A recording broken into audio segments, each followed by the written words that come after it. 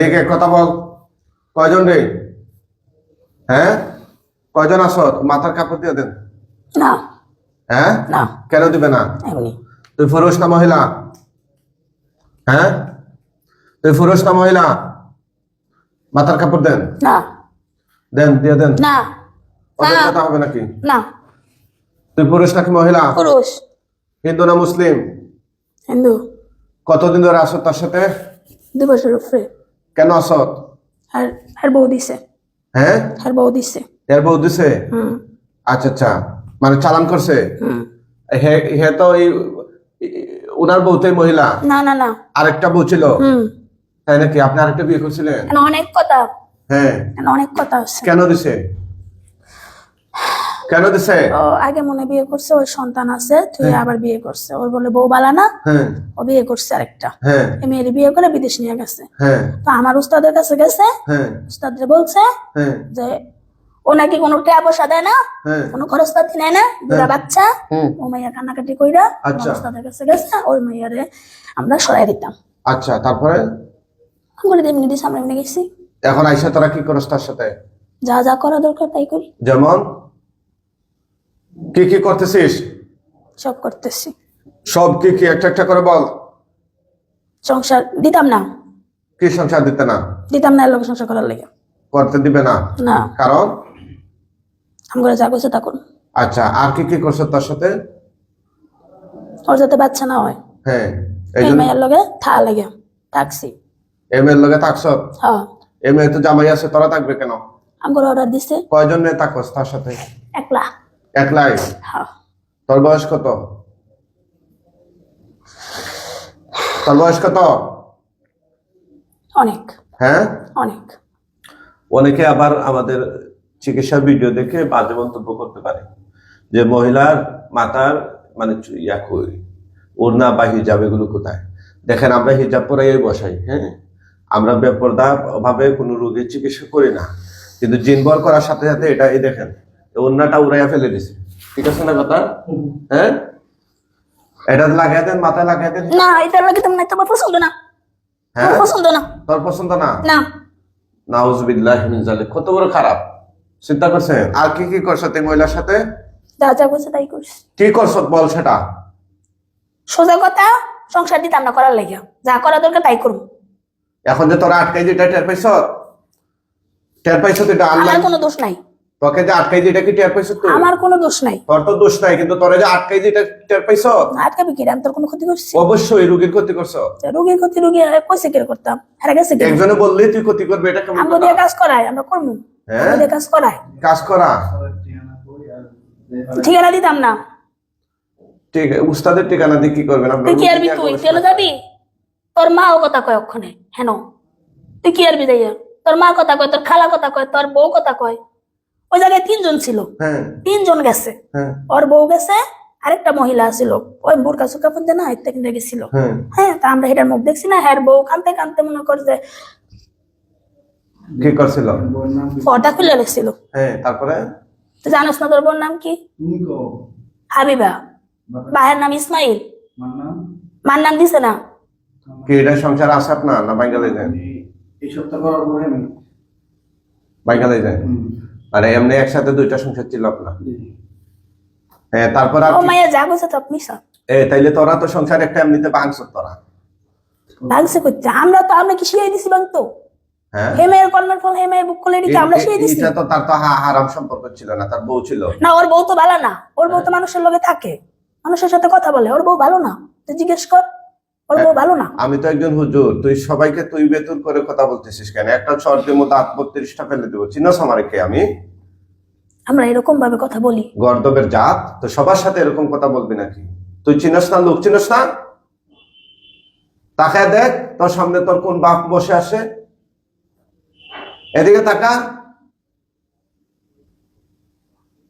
হিসাব পাইছ তো? আমি কি গলায় সাপ দিয়ে তোর দম বন্ধ করে দেবো? কথা কষ্ট খেন। আমি কি গলায় সাপ দিয়ে তোর দম বন্ধ করে দেবো? আমার কোনো দোষ নাই। আমার কইছে করার লাগে আমি করছি। তুই তো অপরাধ করছ। হ্যাঁ, কাউকে যদি বলা হয় তুমি গু খাও, তাইলে গু খাইয়া ফেললে কি হুকুমদাতার একাই অপরাধ নাকি যে গু খাইবে তার অপরাধ আছে? এই সেন্স কি তোর নাই? তোর সাথে আর কেউ আসেনি? না আমি একলাই। কতদিন ধরে ক্ষতি করতেছিস এই মেয়ের? 2 বছর উপরে। 2 বছরের উপরে। মানুষে কি হলো?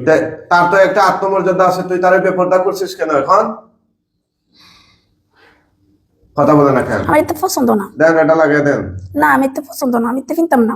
তোর পছন্দ যায় আসে কি? তোর কাছে কি বিয়ে দিবে নাকি তার বউ? না তোর পছন্দ যায় কি আর আসে কি? দেন। না আর কি কি করছো তুই মহিলার? মহিলার কি কি ক্ষতি করছো বল? এগুলোই করছে। এগুলাই বলতে কোনগুলা? থাকতে না দেওয়া, হ্যাঁ আর? বাচ্চা না হওয়ার লেগে যা করা দরকার তা, অসুস্থ, হ্যাঁ তারপরে? এই যে ডর ভয় দেখানি, আর? এটি আর তুমি কোনো। পুরো আত্মহত্যা করেন না? আত্মহত্যা করাইতে চেয়েছিল একবার বাচ্চা দিছি মানে ফ্যানের মধ্যে। এটা কি দেশে না মালয়েশিয়া? মানুষে কইছে মারার লেগে। মারার লাগে কইছে? হ্যাঁ হ্যাঁ কইছে, কে কইছে? হ্যাঁ বউ কইছে। হ্যাঁ তারপরে? তো এর বউ কইছে, এর বউ অপরাধ হ্যাঁ বউ আমারে কইছে না, হ্যাঁ বউ উস্তাদরে কইছে। কইছে? হ্যাঁ তাইলে তোরা পারলে এর বউরে লটকাইলে না, উনারে না লটকাইয়া? অর্ডার দিছি না, এরা কইছি না আমার লয়ে যাইতো।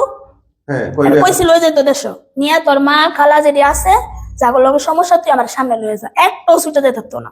হ্যাঁ নিছে নাকি রে? এটা আঙ্গ দোষ? আঙ্গ দোষ নি, তা কার দোষ? হ্যাঁ দোষ নিল নাকি রে? তোরে নিতে হয় কেন? তুই তার শরীরে যাইলো, তোরে কি উনি দাওয়াত করে আনছেনি? না দাওয়াত করে আনছে না, দিছে আম করে লিয়ে গেছি। হ্যাঁ তো তোদেরকে দিছে, এমনিতে আসতে পারছস। আরেকখানে যাইতে হইলে সে নিয়ে যাইতে হবে কেন? তোরা এমনিতে যাইতে পারস না না? আমরা এর উপরে বড় করে যাবো। এর উপরে বর করে দেবা? এখন যে আমি তোদেরকে আটকাই যে কেউ আসেনি এখান থেকে মুক্ত করার মতো? কেডা কে বম্বরে কেডা ধরবো? তোর বাপে আটকাই যে দেখ সামনে বসাকে, এবং উপরের দিকে তাকিয়ে দেখ কত হাজার হাজার বাহিনী আছে তোর বাড়ি নিয়ে। একটা কদম পিছ পাওয়ার চেষ্টা করলে শরীর থেকে গর্দনা আলাদা করে ফেলবে। বুঝস নাই কথা? দেশ থেকে কিভাবে মানুষ হয়ে গেছে? হ্যাঁ দেশ থেকে কিভাবে মানুষ হয়ে গেছে? আর দেশ থেকে মালয়েশিয়া কিভাবে? সব জানে, আমি আর কিভাবে কিছু নিছিলে? কইতাম চাই না, আমরা সব তো জানে। জানতে হবে, আমরা না ও কইবো, আমি এত কথা কইতাম চাই না।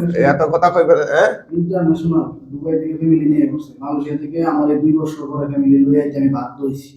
ওইখানে কিভাবে মানুষ- কিভাবে কি করছো তো এটা একটু বলতো বুঝায়া। হ্যাঁ বুঝাই কইলে পরে আমার ছাড় দিবি নি। এটা তো পরের কথা, তোর শর্ত শুনে তো আমি চিকিৎসা করবো না। তুই তো বলছস প্রথমে আমার অনেক কথা আছে, কি কথা সেটা তো বুঝতে হবে, ঠিক আছে না? এতে 2 বছরের কথা, এতেই তো আর কি। যেমন বল কি কইতাম? কি কি মানে কিভাবে কি করছো তারে? ছবি দেওয়া হয়েছে, ওই যে শার্ট পরছে এই কালারের শার্টের ছবি দেওয়া হয়েছে, হ্যার ছবি দেওয়া হয়েছে, মেয়ের ছবি দেওয়া হয়েছে। কোথায় দেওয়া হয়েছে? উস্তাদের লাড়ো। উস্তাদ? তোর উস্তাদ কি হিন্দু না মুসলিম? হিন্দু। মালাউন? আচ্ছা আচ্ছা তারপরে? এমনি দেওয়া হয়েছে, যেমনি উস্তাদে করছে এমনি আমরা আইছি। ছবি দিয়ে নাম ঠিকানা দেওয়া হয়েছে, হ্যাঁ মায়ের মার নাম বাপের নাম দেওয়া হয়েছে। হ্যাঁ একটা দিলে হয়েছে, তারপরে 2টা দেওয়া হয়েছে। হ্যাঁ তারপরে? দিয়া সালাম দিয়েছে আমগো নামে, একটা বানায়া কাফনের কাপড় দেওয়া হয়েছে। কোথায় দিছে সালামটা? কোথায় দিছে সালামটা? কোথায় দিছে? কোথায় দিছে সালামটা? কথা কষ্ট কেন? এই হিজাবটা পরে দেন না শয়তানের বাচ্চাদেরকে, দেন মাথা এমনি পেঁয়াজ দিয়ে দেন।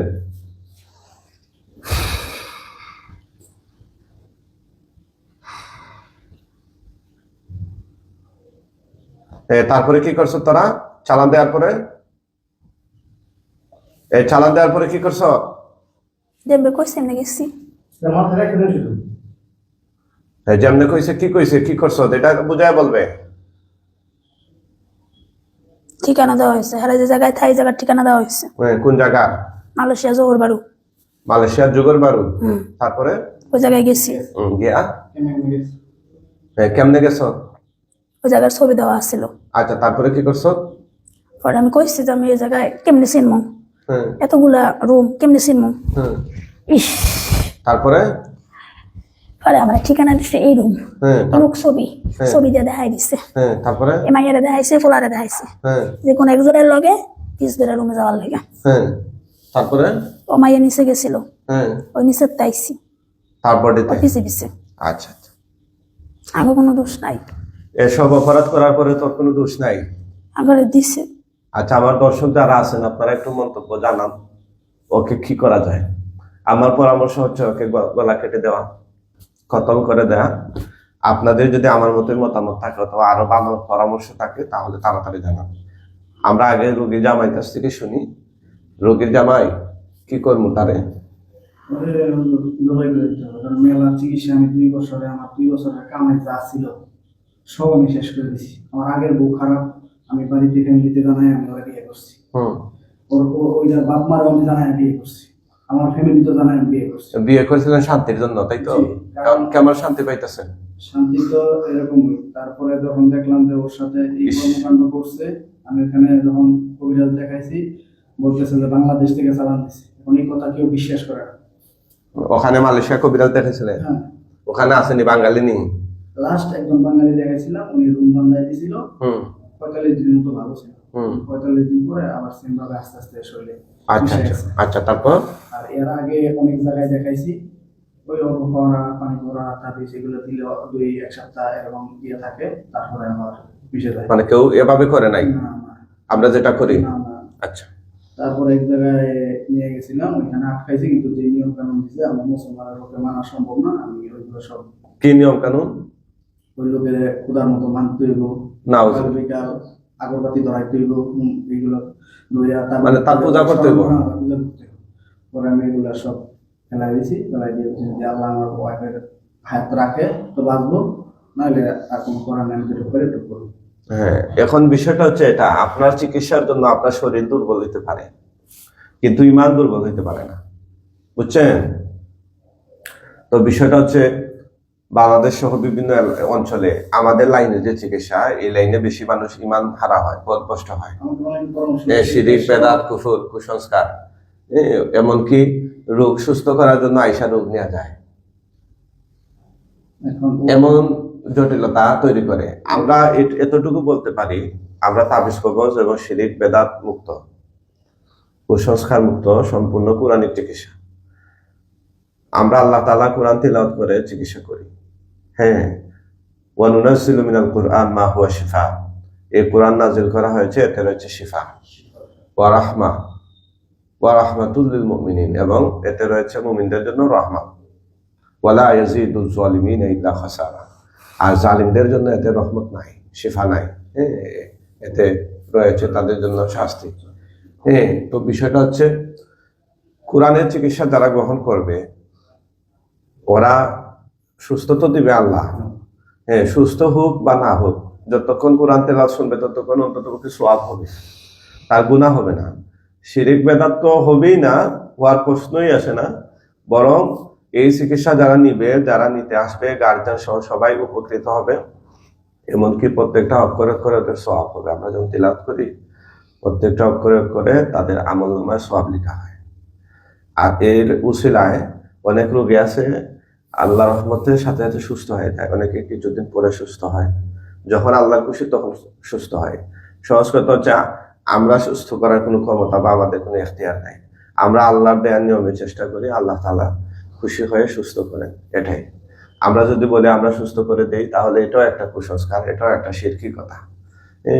সুস্থতার মালিক হয়ে যাওয়া, ইজা মারিদতু ফাহুয়া ইয়াশফি, আল্লাহ কোরআনে বলছেন যখন আমরা সুস্থ হই তখন তিনি আমাদেরকে, তিনি মানে আল্লাহ আমাদেরকে সুস্থতা দান করেন। সুতরাং এই আকীদা বিশ্বাস রাখতে হবে। আর আমার কাছে দয়া করে আপনারা চিকিৎসার জন্য আমার সাফাসাফি জোরাজুরি করবেন না। আমি এরকম সার্ভিস দিতে গিয়ে আমি নিজে অসুস্থ হয়ে গেছি, অনেক অসুস্থ হয়ে গেছি। এখন আসলে আমি এভাবে চেম্বার কন্টিনিউ করা আমার পক্ষে সম্ভব হচ্ছে না। আপনাদের আশেপাশে কোনো ভালো কোরআনিক চিকিৎসক যদি থাকেন, যেনারা তাবিজ কবজ ছাড়া কোরআন সুন্নাহর আলোকে চিকিৎসা করেন, ভালো গাইডলাইন দেন, আপনারা ওনাদের শরণাপন্ন হবেন। সবাই আইসা বৈশা থাকে যে হুজুর আমাদেরকে যেমনি দেন, হাতে ধরে পায়ে ধরে, এবার সমস্যা। আর মানুষের দুর্দশা বা দুঃখের কথা শুনলে নিজের অসুবিধা অসুস্থতার কথা মনে থাকে না, যে যাক একটু সময় দিয়ে দিই। সময় দিতে গিয়ে সেদিন রাত 2:30 পর্যন্ত রোগী দেখা যাচ্ছে, এতে করে আমার গলা দিয়ে ব্লিডিং হয়েছে। বুঝছেন? এখন উপকার তো হচ্ছে ভাই, এখন উপকৃত হয়ে মানুষ যাচ্ছে, ও তো আর জীবনে আমার খবর নেবে না যে আরেকদিন দিয়ে হুজুরকে একটু দেখে আসি ওনার কি অবস্থা। উনি যে রাত 2:30 পর্যন্ত সময় দিল আমাদের, আমি মইরা গেলে তো কেউ খবর নেবে না, বুঝছেন না? রোগীর জটিলতা তৈরি হলে তখন আবার আসবে বা ফোন দিবে, যোগাযোগ করবে, কিন্তু আমাদের জটিলতার জন্য তো আর কেউ খোঁজ খবর নেবে না। আমি আজকে একটা বিপদে পড়লে, আমার বড় একটা রোগ হয়ে গেলে, এটার জন্য তো কোনো রুগী আমার খোঁজ খবর নেবে না, বুঝছেন? যে জায়গায় আমরা 4 থেকে 5 জন রুগীর উপরে দেখা যায় না, ওই জায়গায় যদি মানুষ লাইন ধরে বসে থাকে তাহলে হয়। এখন আমরা বারবার না করার পর অনেকে চেষ্টা করে, কেউ দয়া করে সিরিয়াল ছাড়া আসবেন না। আর আমার সাথে যোগাযোগ করতে গিয়ে অনেকে প্রতারিত হচ্ছে। লাস্টে 43 একটা নাম্বার, এই বিখ্যাত কুখ্যাত প্রতারক, সে টিকটকের মধ্যে আমাদের ভিডিওগুলো ফেসবুক থেকে ডাউনলোড করে টিকটকে আপলোড করে, আর ওই নাম্বারে সিরিয়াল দেওয়ার জন্য বলে মানুষের কাছ থেকে 4,000 5,000 যার কাছ থেকে যত পারে নিচ্ছে। আমি আবারও বলছি, আমাদের Facebook page Quranic treatment centre, YouTube channel Quranic treatment centre বাকি রেখে আর অন্য কোথাও টিকটক, ইনস্টাগ্রাম বা অন্য কোনো প্ল্যাটফর্মে আমাদের কোনো অফিসিয়াল কোনো আইডি নেই। যা আছে সব ফেক, অন্যান্য লোকেরা আমাদের এগুলো চালায়। অনেকে আমাদের নাম্বার ক্যাপশনে দেয়, মনে করে যে আমার পেজের রিচ হোক, ভিউ হোক, এই জন্য আমাদের ভিডিও সে ছাড়ে, কিন্তু নাম্বার আমাদের দেয়। বেশিরভাগই নাম্বার অন্য লোকের নাম্বার, মানে ওই প্রতারকদের নাম্বার দেয়া, আমার ভিডিও দেয়া ক্যাপশনে ওদের নাম্বার দেয়। আর ক্যাপশনে অনেক কথাবার্তা বলে যেগুলো আমরা জীবনে এই কাজগুলো করি না। যেমন বলে বশীকরণ, মানুষকে প্রবাস থেকে নিয়ে আসা, এই করা সেই করা, বিভিন্ন ধরনের ক্ষতি করা, কুফরি কাজের জন্য অ্যাডভার্টাইজ করে আর ভিডিও দেয় আমার, মানে দেখাচ্ছে আমি চিকিৎসা করি। এসব চিকিৎসা দেখে যেন ওই নাম্বারে মানুষ যোগাযোগ করে, আমি মনে করি। ফোন দিলে তারা বলে যে আমি হুজুর, ওই প্রতারক। এই জন্য আমাদের 01732 50 15 49 নাম্বারটা মুখস্থ করে নেবেন। Mufti Tafazzul Arabi Quranic treatment center মৌলভীবাজারের নাম্বার 01732 50 15 49। এই নাম্বার ছাড়া আমাদের আর কোনো নাম্বার নেই। আর কোনো নাম্বারে কেউ যোগাযোগ করে প্রতারিত হবে না। আপনার যত কষ্টই হোক, সিরিয়ালে প্রয়োজন হলে বলবেন যে হুজুর আমি 100 ফোন দিছি। আরে ভাই 100 দিছেন তো কি হয়েছে? আমরা তো কাজ শেষ করে আপনার ফোন ধরতে হবে, রোগীরাইকে তো ফোন ধরা যাবে না। তো এটা বুঝতে হবে, আপনি ফোন ধরি নেই বলে আপনি অন্য নাম্বারে যেটা সামনে পাইলে এটাতে যোগাযোগ করে টাকা পাঠিয়ে দিলেন। আপনার এত টাকা হয়েছে কেন? এত টাকার গরম দেখাইলে তো আপনি প্রতারিত হবেন। প্রতিদিন 2-1 জন লোক আসে অন্য জায়গায় টাকা দিয়ে আসে, কত হইল? আপনার ভিডিও দেখাইছে, ভিডিও তো ভাই হাজার হাজার ভিডিও অনলাইন জুড়ে আছে, তো ভিডিও দেখাইলে কি টাকা দিয়ে দিতে হবে? আর ভিডিও থেকে আমি একবার বলছি যে আমি হুজুর আমারে টাকা পাঠাও, এভাবে কেউ করবেন না। আমরা চিকিৎসার আগে চিকিৎসার কোনো খরচ রোগীদের কাছ থেকে নেই না। শুধু সিরিয়াল বুকিং এর জন্য যেটা 1,000 টাকা ডায়াগনোসিস খরচ, রোগীর সমস্যা আছে কিনা আমরা সরাসরি যাচাই যখন করি, এই টাকাটা অগ্রিম পেমেন্ট করতে হয়। আমরা এটা আগামী এক ভিডিওতে এটা আমরা বিজ্ঞপ্তি দেব, এই অগ্রিম আর দিতে হবে না। কারণ রোগীর চাপ, আগে রোগীরা আপনার সিরিয়াল নিয়ে আসতো না, মানে দিনের রোগীরা আসার জন্য অনেক আপনার কি করতো, একটা বিপরীত পরিবেশ তৈরি করতো, যেমন না আসতে হয়, রোগীর শরীরে জিন কৌশলে আসতে দিত না। এই জন্য অনেকে মনে করতো যে না আমি একটা লেখাই দিত আর কি হয়েছে, রোগীও আসতে চাচ্ছে না। তো পরবর্তীতে দেখা গেছে আমরা তো সিলেক্টেড 4-5 জন লোক রাখলাম সারাদিনে, ওই 4-5 জনের মধ্যে অধিকাংশই আসেনি। হ্যাঁ, আর পরে আমরা যখন এই যে ডায়াগনোসিস ফি 1,000 টাকা একটা সিস্টেম করলাম, তখন দেখা গেছে যে কোনো মূল্যে নিয়ে আসে, তার একটা গুরুত্ব কাজ করে এই জায়গায়। এখন যেহেতু আমরা রোগী অনেক বেশি আসতেছে, আমরা ওইটা সিস্টেমটা আমরা বাদ দিয়ে দেবো। হ্যাঁ, কোনো মানে নাম্বারে বা অনলাইনে কোনো লেনদেনের সিস্টেম থাকবে না।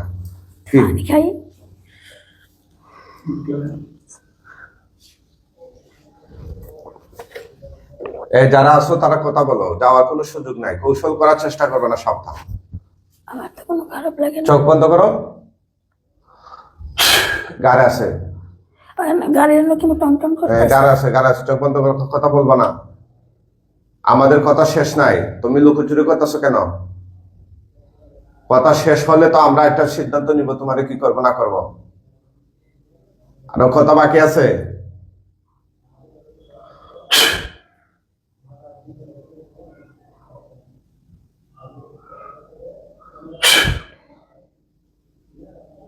হ্যাঁ, কথা বাকি আছে, সাবধান, লুকোচুরি করার চেষ্টা করবে না।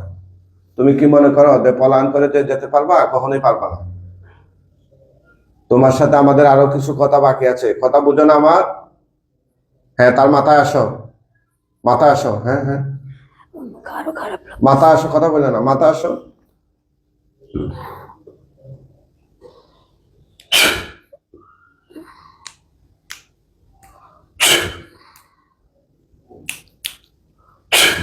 হ্যাঁ, আমাদের আরো কথা বাকি রয়েছে। তুমি কত বছর ধরে আসো? হ্যাঁ হ্যাঁ, কত বছর ধরে আসো রে? ঠিক আছে, দেখছেন সে ও যখন থাকে এরকম হাইম তোলে মহিলাকে বেশি বেশি। হ্যাঁ হ্যাঁ হ্যাঁ, কত বছর ধরে আসো তার সাথে? শুরু থেকে কি তুমি একাই আসো? হ্যাঁ, মুখে বলো। হ্যাঁ শুরু থেকে একাই আসো? হ্যাঁ। আচ্ছা আচ্ছা, আর কি কি ক্ষতি করছো? তার জামাইয়ের কোনো ক্ষতি করছো? হ্যাঁ, জামাইয়ের ক্ষতি আমরা করি না, কারা করে? জামাইয়ের ক্ষতি এগো বাড়ির মানুষ করতেছে। ঠিক আছে, ইনশাআল্লাহ তোমাদেরকে আল্লাহর কোরআন দিয়ে জবাইতেছে।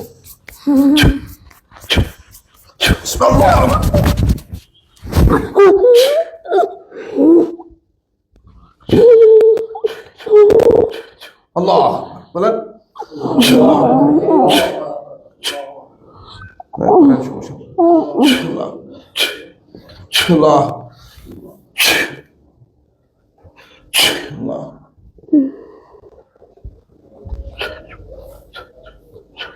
হ্যাঁ, জবাই হয়ে গেছে। জবাই হয়ে গেছে, ওটাই দেন। হ্যাঁ, উঠবে, সে স্বাভাবিকভাবে উঠবে। উঠবে, আপনি কাপড় দিয়ে তার শরীরটা টাইকা দেন। হ্যাঁ, কত বড় জালিম।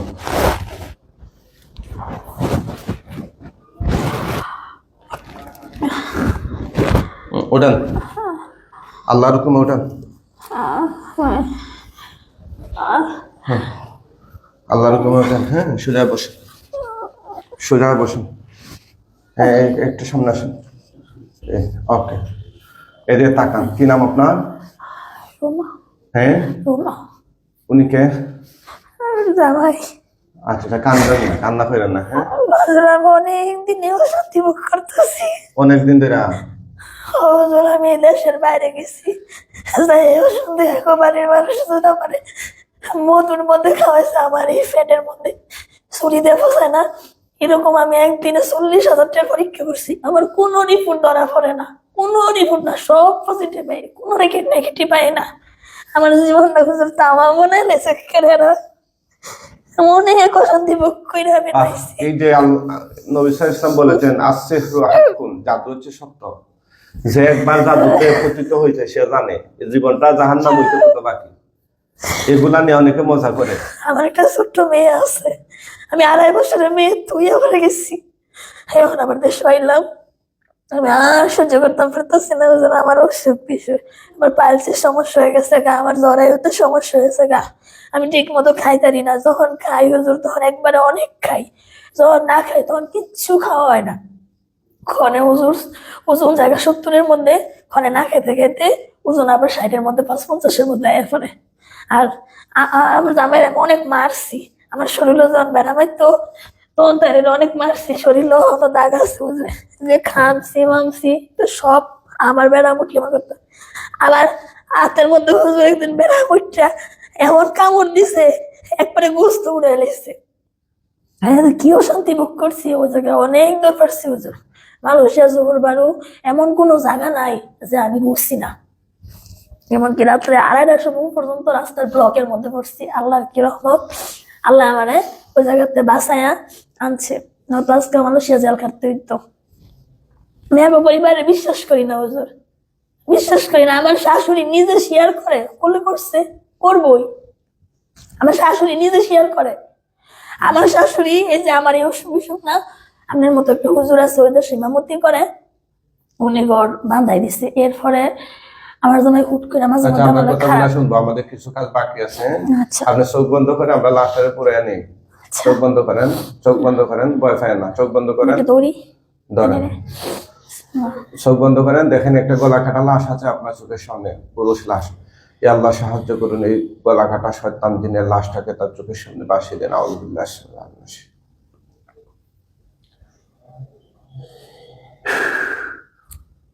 নিচে ফালা অবস্থায় দেখেন রক্তাক্ত। এমনিতে সাদা দেখা যাইতেছে, হ্যাঁ, গলা কাটা আনা লাগানো। গলা কাটা মাটা কিছু দেওয়া যায় না, কিন্তু সাদা কাপড় পিন্ধা কিছু মানুষ দেওয়া যাইতেছে। সাদা কাপড় ফিন্দা। আর পাশে দেখেন ডানে বা বামে লাশ লাশ।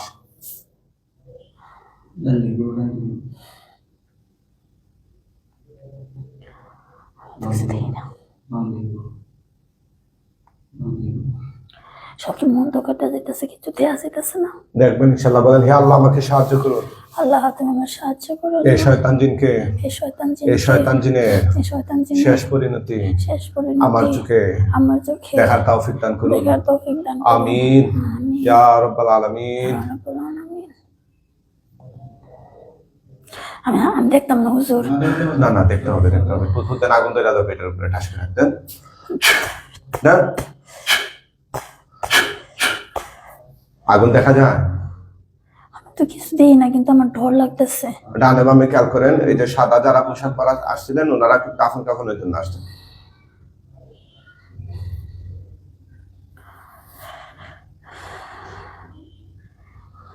দেন তুতু দেন বড় করে, আগুন দেখবেন ইনশাআল্লাহ। দেন আগুন দেখেন, আমি তো কিচ্ছু দিই না। পিছনে পিছনে ঘুরে দেখেন তো।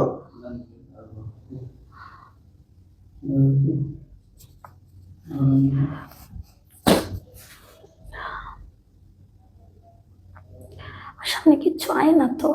ঘুরেন আপনি, ঘুরেন। খালি একবার আমি দেখলাম যে কিছু মানুষ আসছে যে সাদা কাপড় পিন্ধা, হ্যাঁ এটি দেখলাম। বুঝছি, তাইলে ওনারা নিয়ে চলে গেছেন। এগুলা দেরি করতে নাই, লাশ জবাই করার পরে, দিন জবাই করার পরে আপনি সমস্যাগুলো বলা শুরু করছেন। আচ্ছা যাক, চোখ খুলেন। হ্যাঁ, এখন কেমন লাগে আপনার? শরীরকে হালকা ভালো লাগতেছে? শরীর পাতলা লাগতেছে। আচ্ছা আলহামদুলিল্লাহ। শরীর আগে কেমন বারবার লাগতো, হ্যাঁ পাতলা লাগতেছে। পাতলা লাগতেছে, পাতলা লাগতেছে। আলহামদুলিল্লাহ। এই যে আপনার জিনটাকে মারা হইলো, এই হুজুরা নিয়ে দাফন কাফন করলেন, সবকিছু মিলে আপনার অনুভূতিটা কি? আপনি যে এই শয়তান থেকে মুক্ত হইলেন, আপনি খুশি? আল্লাহ এটারও ভালো রাখুক, আমারও সুস্থ রাখুক। এটারে ভালো রাখুক না, এটা আপনার ক্ষতি করছে। তারপর এটারে ভালো রাখুক, কারণ এটা তো কোনো দোষ নেই, এটার দিছে দিক কেন আইছে। যে দুষ্ট, সে তো অপরাধী, সে তো অপরাধটা করছে। শাস্তি আল্লাহ দিব, এটার শাস্তি আল্লাহ এটারে দিব। হ্যাঁ হ্যাঁ, বলেন যে আল্লাহ তার প্রতিদান বদলা যেটা দেওয়ার সেটা দিক। আল্লাহ এটার শাস্তি যা দেওয়া আল্লাহ দেখ, আল্লাহ আমারে সুস্থ করুক। আমি সুস্থ আছি আলহামদুলিল্লাহ, আমার আর কিছু করার নেই। আচ্ছা, এখন আপনার শরীরে ভালো ফিল করতেছে? হ্যাঁ, কিন্তু শরীরে অনেক অস্থির লাগতেছে, শরীর কেমন দুর্বল হয়ে আছে গা। দুর্বল তো থাকবে, জিনটা শরীর থেকে বের করা হয়েছে, মারা হয়েছে, শরীর তো এখন আপনার ফ্রি হয়েছে। সব কেমন কাঁপতাছে শরীর, মানে এনি কই একটু হুজুর, যেমন আমনের মতো একটা হুজুর ছিল, ওনারে দিয়ে গড্ডা বান্ধাইছি। এরপরে উনি রাত 10টায় কাজেতে, পরে আমরা বইয়ে 11:30 পর্যন্ত বইয়ে কথা কইলাম। পরে ওয়াশরুমে গেলাম, আমি একলা একলা গোসল করতারি না, ডর করে। তো গোসল করতাম গেছি, আমি কইরা দাঁড়াইছি, উনি কইরা দাঁড়াইছে জানালার সাইডে। তো দেখে একটা সুতা, কালো সুতা বাচ্চা আছে না হেডির মতো। তো ও কইতেছে তুমি এটি ময়লাটি সাফ করতারো না রুমা? আল্লাহ করতেছে, স্যার আমার তো জামই বালা না, সাফ করবো কেমনি? পরে উনি সুতাটা ধরে টান দিছে, পরে ঠাস করে বাইরের থেকে একটা তাবিজ আসছে। তো হুজুরে দেখাইলো, হুজুরে কইলো এটা খুললা দেখি যে এটার ভিতরে চুল কি এর শিকড় মিকড় সব মিলাইছিল। তখন হুজুরে কইলো যে আমনের গড়টা কেউ দিল। এরপরে কইতেছে ঘরটা আবার ভালো করে গুছাইতাম, সব গুছাইছি, চুল্লা মুল্লা। লাস্টে দেখি যে ওষুধের ঝুড়ি রাখছি, ওইটার মধ্যে একটা তাবিজ, ওইটাও খুলছি, খুললা দেখি এমন ওই হাড় মার এসব কিছু। এতে অনেক ক্ষয়ক্ষতি হয়েছে হুজুর।